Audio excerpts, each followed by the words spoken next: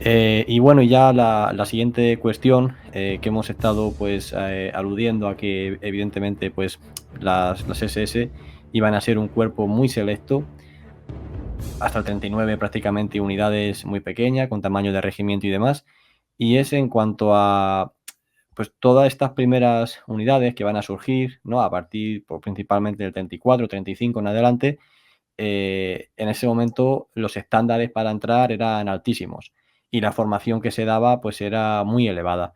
Y siempre son curiosos, de hecho se hacen muchísimos vídeos, en YouTube está lleno de requisitos para entrar en la PAF-NSS. Empiezan para los oficiales poder demostrar hasta 1750 que son de ascendencia aria, medir más de 1,80 m y pico, unas capacidades físicas e intelectuales, no sé qué.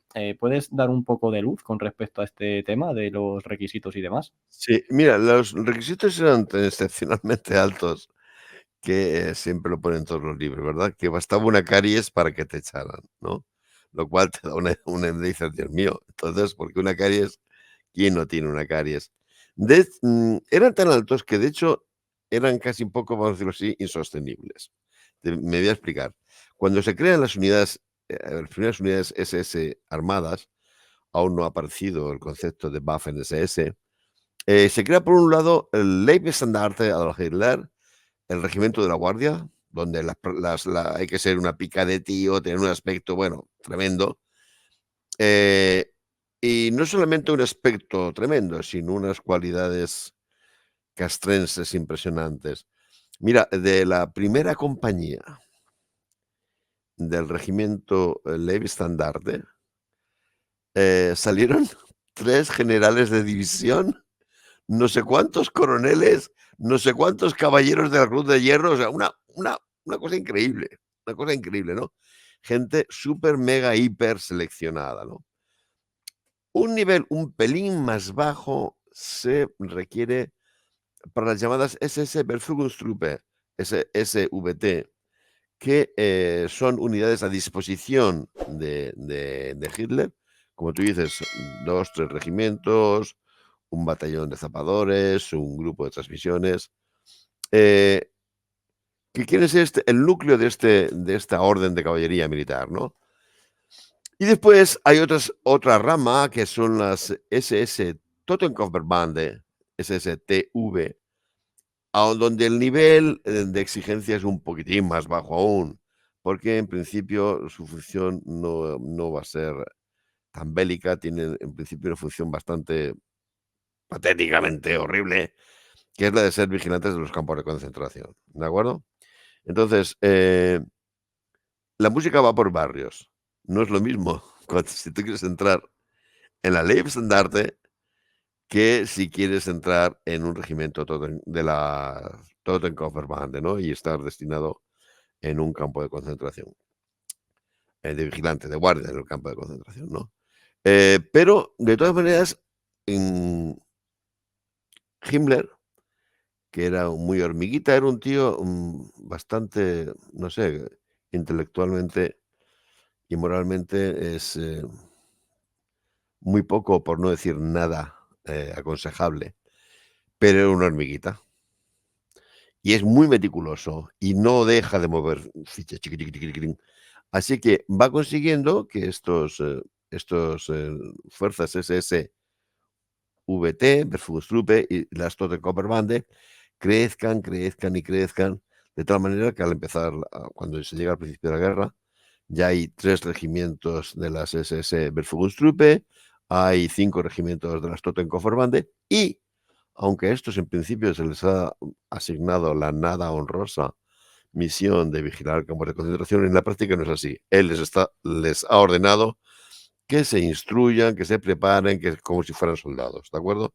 La instrucción que están recibiendo estos hombres no es la que uno necesita para estar en una torre perimetral de un campo de concentración, ¿no?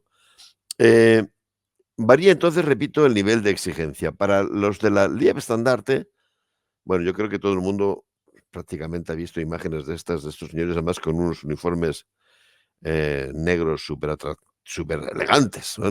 Todo el mundo sabe que eran ni más ni menos que un diseño de Hugo Boss, un famoso modista, ¿no? desfilando o haciendo honores, ¿no? Y ves unas picas de tíos que aquello parece que no se van a acabar nunca. Mm, Cuando además después ya conoces su trayectoria posterior en la Segunda Guerra Mundial y ves cómo han destacado todos ellos, dices: "Madre mía, qué selección". Efectivamente, muy, muy selectos y, con un nivel de instrucción militar, increíble. Por eso hay un problema que va a ser endémico en las SS. La exigencia es tal que, por lógica, no puedes, encontrar mucha gente así. Y las Waffen-SS se van a pasar toda su vida, con esta tensión. Expandirse y rebajar los niveles cualitativos de ingreso o, mantener esos niveles cualitativos de ingreso y ser una fuerza minúscula e irrelevante, ¿no?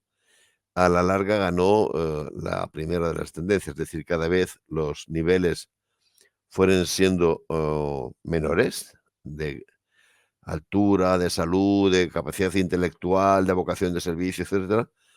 Pero para entonces las Waffen-SS habían alcanzado ya tal prestigio que, bueno, tal prestigio militar, que esto compensaba el hecho, de que, eh, hubiera que rebajar los niveles de aceptación.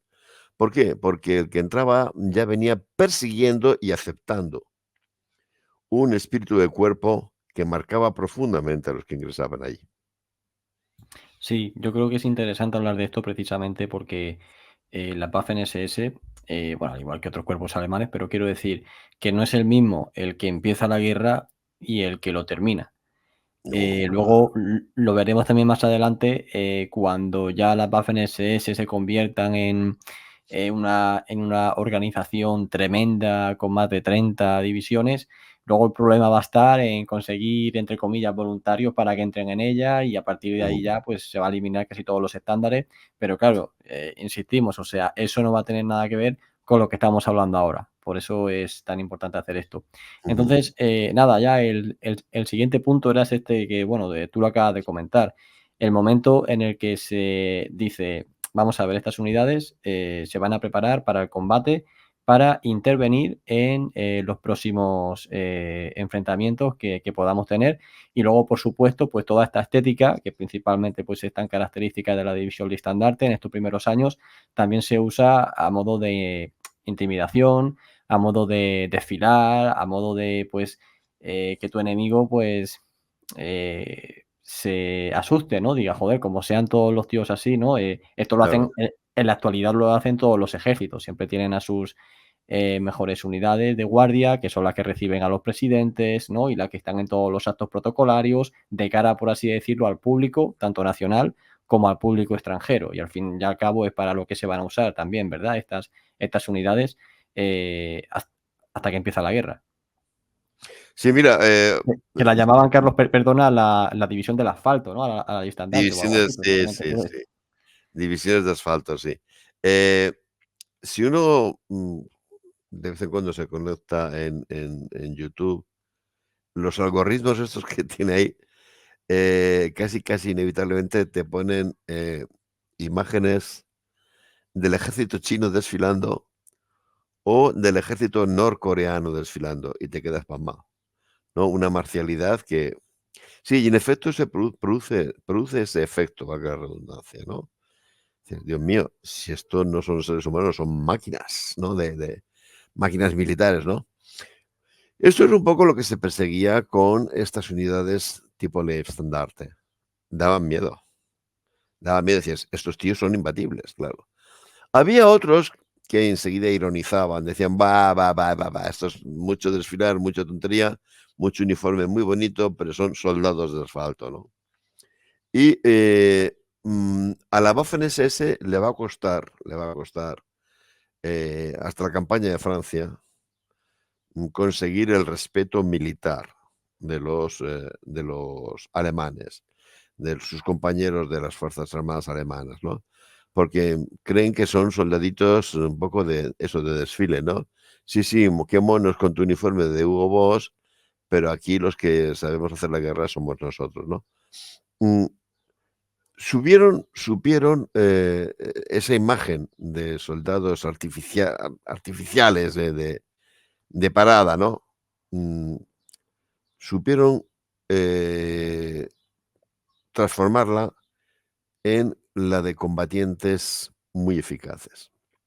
Y mm, yo siempre cuento una anécdota de Steiner. Steiner, Felix Steiner, es a nivel táctico el gran ideólogo de las Waffen-SS, ¿no?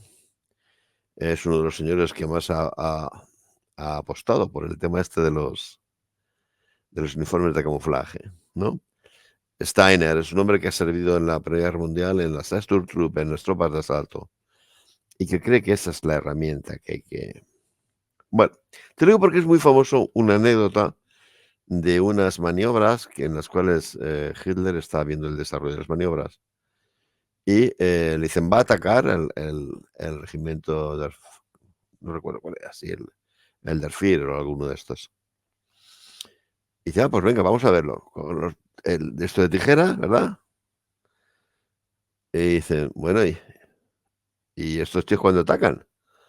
Se ven un puñadito de explosiones ahí. Y dice, ¿y esa gente cuando ataca? Dice, no, si ya han atacado, ya han conquistado las posiciones. Dice, pero ¿cómo que? Claro, se han desplazado hasta la misma vanguardia sin que se les vea con sus uniformes miméticos reptando. Han hecho un cortísimo fuego de cobertura para que el enemigo se agache e inmediatamente han saltado sobre la trinchera. Ha sido tan rápido que literalmente ni se ha visto, ¿no? Bien, mucho de la gente se quedaba con los uniformes negros estos y los pasos de la oca tan llamativos desfilando. En realidad, las Waffen-SS estaban, lo que aún eran Verfügungstruppe, etcétera, etcétera, estaban ya preparándose a este nivel. Pero eso va a tardar en que la gente lo vea, que lo vea en la realidad, ¿no? Porque incluso en la campaña de Polonia, las unidades Waffen-SS participan a un nivel de regimientos, agregados a fuerzas alemanas de otra entidad, una cosa muy, digamos, secundaria, ¿no? Hasta que no ganen visibilidad y se vea que son tropas súper eficaces, no va a ganar el respeto militar, ¿no? En la campaña de Francia interviene el regimiento del estandarte, aún era el regimiento, 2 divisiones de lo que, bueno, ya se empezaron a llamar Waffen-SS. La SS en la división que llamamos Das Reich y la división que llamamos Totenkopf. La división Polizei prácticamente no interviene. Bueno, te lo digo porque esas 2 divisiones, ¿dónde acaban la guerra? La campaña del 40. En la frontera hispano-francesa. Han corrido como locas, como locas. Ya no se trata de que desfilen muy bien, sino que es una unidad militar, no solamente potente, sino eficaz, muy eficaz, ¿cierto? Goza de las ventajas de la motorización que no están al alcance de la mayor parte de las divisiones alemanas, ni mucho menos, ni remotamente. Pero aparte de que tengas camiones y vehículos, eso hay que saberlo hacer, porque se han plantado en 6 semanas en los Pirineos, ¿de acuerdo? Entonces la gente dice, adiós. Es realmente cuando la gente no solamente descubre a las Waffen-SS, también ocurre con los Panzers, ¿no? Los Panzers en la campaña de Polonia tienen un papel, claro, pero después de todo, más o menos todo el mundo sabía que Polonia no era una gran potencia en guerra acorazada. Justamente lo contrario de Francia. Francia tenía más tanques, más grandes y literalmente más buenos que los alemanes. Y eso lo meriendan. Entonces, los Panzers o las divisiones SS, donde alcanzan su prestigio y dicen, madre mía, esto sí que hemos creado algo bueno, Es la campaña de Francia, ¿no? Entonces, lo que hasta entonces era una entelequia, eh, pasa a verse que es una herramienta útil, ¿no? Y enseguida hay mucha gente que se fija, ¿y quién ha hecho esto? Y, se descubre que Hauser, un general que ya estaba jubilado del ejército y que dijo: "Bueno, pues me meto en esto". Y Felix Steiner, eh, han creado una herramienta realmente militarmente muy, muy, muy interesante, muy eficaz. Sí, claro, el problema obviamente que durante estas primeras campañas, Polonia y Francia, claro, si la comparamos con la cantidad de soldados, ¿no?, que aporta la Wehrmacht, que es abismal, obviamente el peso de las Waffen-SS va a ser minúsculo y pues en Claro. tareas un poco secundarias, aunque en el libro este de Waffen-SS, de Jean-Luc Leloup, me parece que se llama, que es un Sí, libro sí, de 1000 no sé cuántas páginas, sí, sí, aquí sí. te dice también que una de las ventajas que tenían las Waffen-SS con respecto a su propaganda es que ellas llevaban su propio equipo de reporteros. Entonces, Ah, claro, a pesar de que en el campo de batalla eran un número más reducido, sobre ellas hacían más claro. reportaje proporcionalmente que de las unidades de Mm, la Wehrmacht, pero que bueno, pero que insisto, o sea, que no es que tuviese sí, un mal no, desempeño ni nada de esto, sino que simplemente por cuestión de número, o sea, por cuestión numérica, sí, sí, sí, obviamente sí, su aportación fue muy inferior a la Wehrmacht claro. y bueno. Mira, es que Mm. ese es otro de las, digamos, muestras de que, las Waffen-SS son tremendamente innovadoras, las relaciones públicas. Cuidan las relaciones públicas como Dios, como Dios. Mm, eh, por aquello de darle color a los libros, en muchos libros de historia de la Segunda Guerra Mundial aparecen, mm, carteles de reclutamiento. Es increíble la cantidad de ellos que son carteles de reclutamiento de las Waffen-SS. Tenían unos artistas plásticos buenísimos, ¿no? Pero repito, esto está dentro de la misma onda que te lleva a ser el impulsor de los uniformes de camuflaje o de la comida liofilizada. O, también hay que decirlo, las Waffen-SS más adelante, ¿verdad?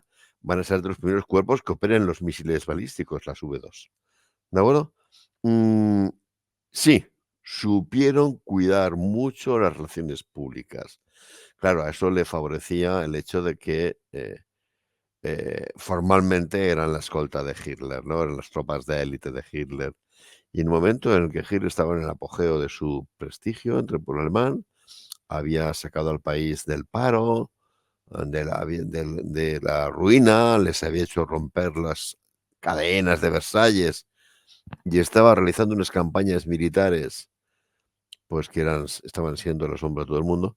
El poderse presentar como: "Chico, que nosotros somos la escolta del jefe", eso les prestigiaba.